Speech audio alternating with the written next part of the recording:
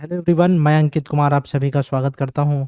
2023 के अभ्यर्थियों के लिए आज से करंट अफेयर्स का प्रारंभ किया जा रहा है। इस कोर्स में लगभग 18 महीने के करंट अफेयर्स को कवर किया जाएगा। यहां पर हम आगाज करेंगे जनवरी 2022 से। जो भी छात्र 2023 में प्रीलिम्स एग्जाम देंगे उनको कम से कम जनवरी 2022 से मार्च 2023 तक का करंट अफेयर्स जरूर से जरूर पढ़ लेना चाहिए। अब कुछ छात्र ऐसे भी होंगे जो ये बोल रहे होंगे कि सर क्या अप्रैल का करंट अफेयर्स नहीं पढ़ना चाहिए, अप्रैल और मई का? इसको लेके थोड़ा सा दुविधा में होंगे छात्र। मेरा ये मानना है कि जो लोग मेंस एग्जाम को लेके बहुत सीरियस हैं उनको अप्रैल और मई का भी करंट अफेयर्स पढ़ना चाहिए। कभी कभी तो ऐसा होता है कि एग्जाम के दिन ही जो न्यूज़पेपर आता है उसमें का कोई टॉपिक एग्जाम में पूछ लिया जाता है। इसका मतलब ये नहीं कि वो घटना जो है उस दिन घटित हुई थी इस वजह से, नहीं, पेपर तो आपका 2 महीने पहले ही सेट हो जाएगा, लेकिन उससे कोरिलेट करते हुए आप उस प्रश्न का उत्तर दे सकते हैं जो आपने एग्जामिनेशन हॉल में जाने से पहले न्यूज़पेपर में पढ़ा है। इसलिए मैं आपको ये बोलूँगा कि आप अप्रैल और मई का भी डेली न्यूज़पेपर पढ़ लीजिएगा। भले मैगजीन मत पढ़ के जाइएगा, लेकिन डेली न्यूज़पेपर पढ़ के जाइएगा। और जो लोग के पास टाइम का अभाव है वो इसको स्किप भी कर सकते। जब आपका मेंस होगा तब आप इस मंथ के करंट अफेयर्स को रिवाइज कर लीजिएगा। अब 2023 के लिए जो करंट अफेयर्स है इसके लिए मैंने 2 फॉर्मूले बनाए हैं। पहला वो जहाँ पे जो करंट का कोई टॉपिक है उसका संबंध किन किन विषयों से हो सकता है, यानी कि 360 डिग्री अप्रोच के साथ कॉम्प्रिहेंसिव एनालिसिस मैं करूंगा। यानी कोई भी टॉपिक पढ़ाऊंगा तो उसके सभी पहलुओं को बता दूंगा। साथ ही साथ मैं उसके स्टैटिक पोर्शन को भी कवर कर दूंगा। हो सकता है कि कोई टॉपिक सोसाइटी का हो लेकिन उसका संबंध हिस्ट्री से हो, तो मैं उसके हिस्टोरिकल बैकग्राउंड को भी विद डिटेल कनेक्ट करने की कोशिश करूंगा। यहाँ पर ओवरऑल मैं जनवरी 2022 से शुरू करूंगा और मार्च 2023 तक खत्म करूंगा। इस वीडियो को मैंने, यानी कि इस पूरे कोर्स को श्रेडेमी ऐप पर लॉन्च किया है। डिस्क्रिप्शन में उसका लिंक भी मिल जाएगा। आप इस पूरे कोर्स को वहां पर परचेज भी कर सकते हैं और चाहें तो आप डेमो लेक्चर के रूप में ये देख भी सकते हैं किस तरीके से हमने इस कोर्स को डिजाइन किया है। इस कोर्स की फीस जो है बस 500 रखी गई है। इसमें आपको पीडीएफ भी दिया जाएगा जो मैंने खुद के बनाए हुए नोट्स हैं। साथ ही साथ वीडियो लेक्चर भी दिए जाएंगे और कुछ एमसीक्यू भी रहेंगे जो करंट अफेयर्स बेस्ड होंगे। हर एक छात्र लक्ष्य जाना चाहता है, उसका सपना रहता है कि वो एक निर्धारित समय सीमा पर पहुंच जाए। लेकिन अगर आप प्रशासक बनना चाहते हैं तो बिना करंट अफेयर्स के ये जर्नी कंप्लीट नहीं हो सकती। क्यों नहीं हो सकती? क्योंकि जब आप समाज में होने वाली घटनाओं के लिए अवेयर ही नहीं होंगे तो आप उनके लिए रणनीतियां कैसे बना पाएंगे।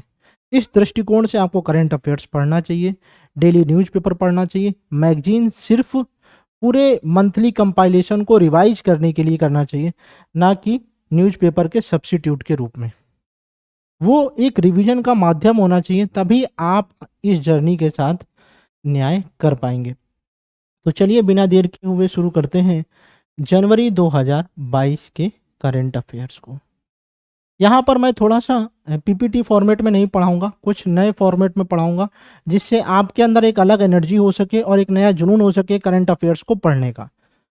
जनवरी 2022 में एक शख्स काफी चर्चा में आए थे और आपने देखा था कि यूपीएससी का पैटर्न अनप्रिडिक्टेबल होता है।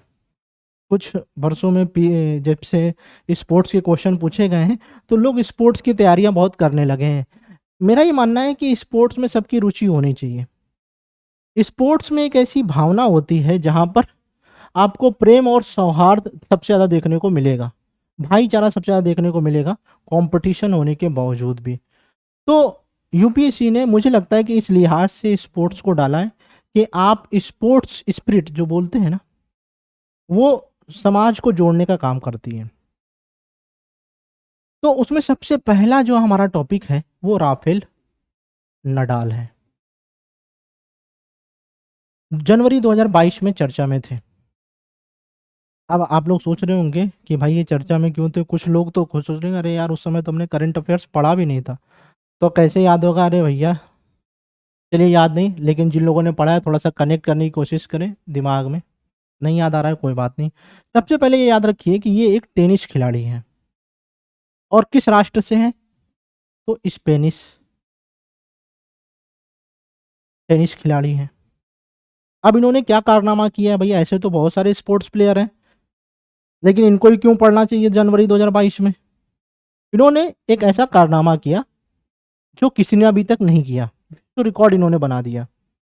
अब ऐसा विश्व रिकॉर्ड क्या बना दिया आप लोग बताएं? जिसको भी याद आ रहा है वो कमेंट सेक्शन के थ्रू मुझे बताएं, जरूर बताएं। इन्होंने विश्व के सबसे ज्यादा ग्रैंड स्लैम प्रतियोगिता जीतने का रिकॉर्ड अपने नाम कर लिया है।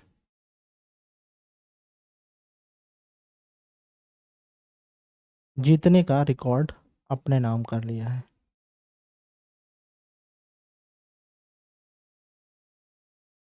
अभी आप लोग सोच रहे होंगे कि ग्रैंड स्लैम क्या होता है भाई? ये भी सब बताऊंगा, सब चीजें बताऊंगा, बस धैर्य बना के रखिए। अब इन्होंने कितने जीत लिए? टोटल 21 ग्रैंड स्लैम प्रतियोगिता जीत ली है। और ये क्या होता है? ग्रैंड का मतलब महान या भव्य होता है, यानी कि ऐसी प्रतियोगिता जो टेनिस में भव्य और महान कहलाती है। ऐसी कौन कौन सी प्रतियोगिताएं होती हैं जो ग्रैंड स्लैम के अंतर्गत आती हैं? और इन्होंने हाल फिलहाल में कौन सा ऐसा अवार्ड जीता जिसकी वजह से वो सबसे ज्यादा ग्रैंड स्लैम जीतने वाले हो गए? तो ऑस्ट्रेलियाई ओपन प्रतियोगिता इन्होंने जीती जनवरी 2022 में, जिसके साथ इनकी टोटल संख्या हो गई 21। टोटल अभी तक ये 21 ग्रैंड स्लैम प्रतियोगिता जीत चुके हैं। अब इसके स्टैटिक पोर्शन में आते हैं कि ग्रैंड स्लैम क्या होता है भाई। टोटल 4 प्रतियोगिताएं होती हैं, 4 प्रतियोगिताएं होती हैं।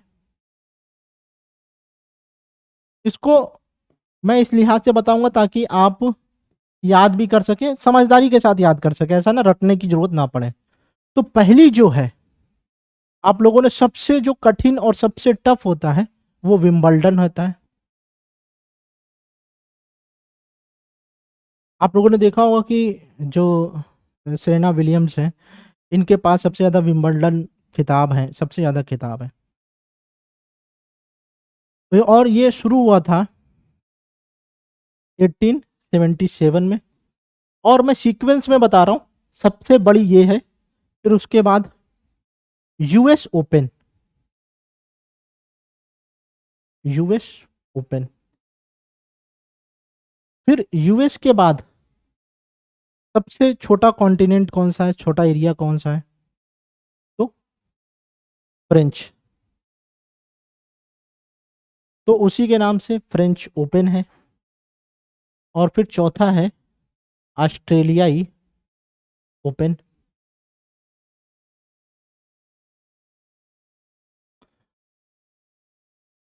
आपने देखा है सबसे छोटा है, ये फ्रेंच थोड़ा सा बड़ा है इससे, और यूएस सबसे बड़ा है। तो इस लिहाज से आप एरिया वाइज भी याद रख सकते हैं इनके क्रम को। अगर सन बताना हो तो इसके सन को, इसको लिख लीजिए 1881, इसको लिख लीजिए 1891, और इसका मुझे अभी याद नहीं आ रहा। ये सन वैसे याद करने की जरूरत नहीं है, बस ये सीक्वेंस में सबसे पहले ये शुरू हुआ, फिर यूएस ओपन शुरू हुआ, फिर ये शुरू हुआ, और फिर ये शुरू हुआ। और उसी लिहाज से ये प्रतियोगिताएं आज भी प्रचलित हैं।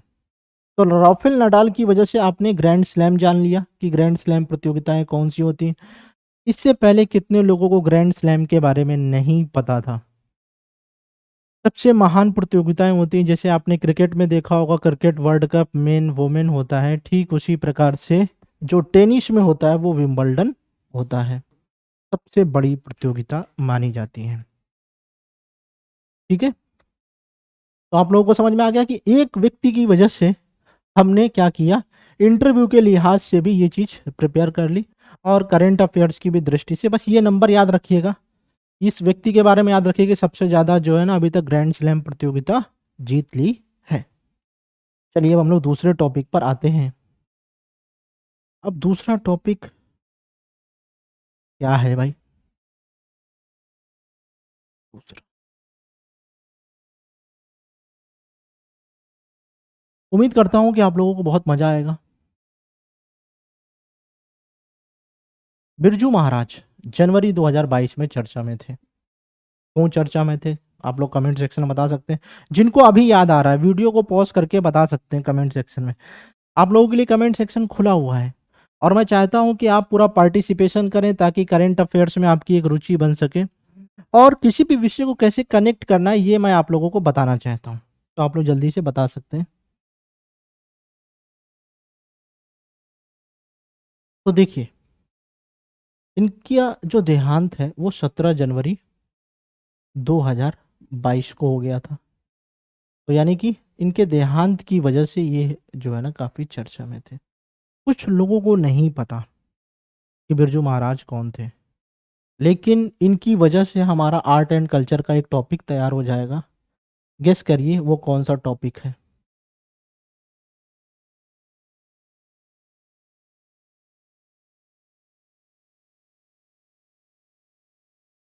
नहीं पता? बिरजू महाराज जो कथक, भारत का जो शास्त्रीय नृत्य है, कथक के सबसे बड़े साधक और नर्तक में से एक थे बिरजू महाराज।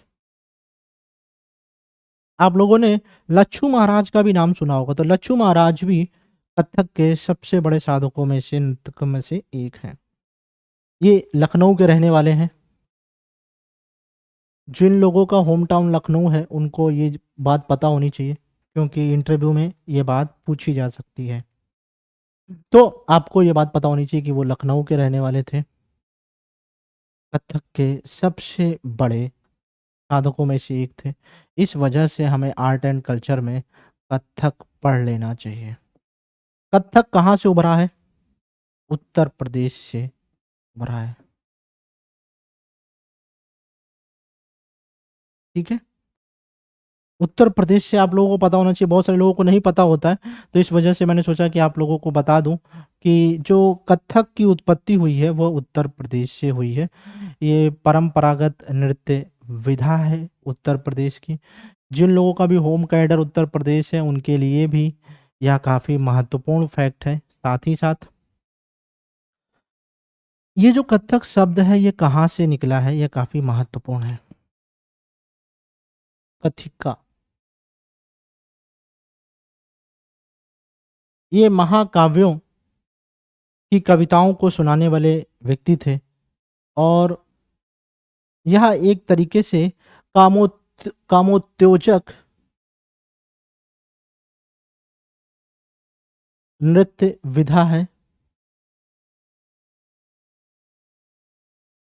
मुख्यतः चार बड़े राजघरानों के लिए ये फेमस है। इनके बढ़ावा देने में चार बड़े राजघराने रहे हैं।